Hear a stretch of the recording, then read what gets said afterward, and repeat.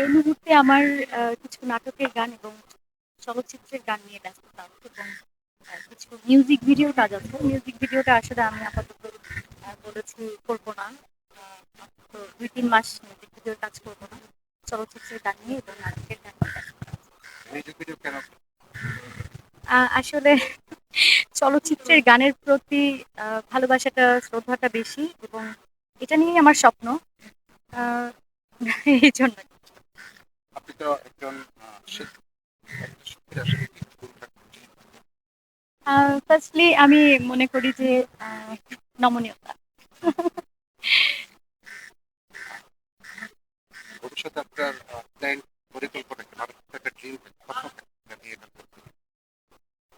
তো স্বপ্নের কথা বলতে আহ আসলে স্বপ্নের কথাটা বলতে চাই না। আপনি আজকে জিজ্ঞাসা করেছেন, তাও এত ক্যামেরার সামনে। ছোট্টবেলা থেকে আমার একটা স্বপ্ন ছিল যে আমি একজন সংসদ সদস্য হব। যদিও এটা হাস্যকর, তবুও বলার জন্য বললাম। এটা আসলে জানি না কতটা সত্য হবে, পূরণ হবে কিনা।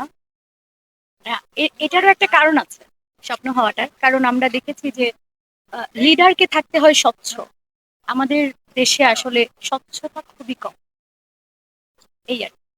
একটা শিল্পীর যে সমস্ত কাজ নিয়ে সারাদিন ব্যস্ত থাকতে অনেক চিন্তা ভাবনা, একটা স্ক্রিপ্ট পাওয়ার পরে হোক সেটা গান, হোক সেটা সিনেমা, যে একটা চিন্তা ভাবনার ভিতরে থাকে, তার ভিতর থেকেও যদি একটা শিল্পী রাজনীতিতে আসে, সে আসলে কিভাবে সময়টা বের করে? আসলে আমরা যেমন মানুষের কল্যাণে কাজ করি, মানুষের কল্যাণে কাজ করতে হলে আসলে ওই শিল্পীর জায়গা থেকেও করা যায়, যে কোনো জায়গা থেকেই করা যায়। ওই সত্যিই আসলে আপনি যেহেতু এখন গান নিয়ে ব্যস্ত, তো আপনার কণ্ঠে আমরা গান আচ্ছা। আহ, মুহূর্তে আমার একটি চলচ্চিত্রে গাওয়া একটি গান শোনাই।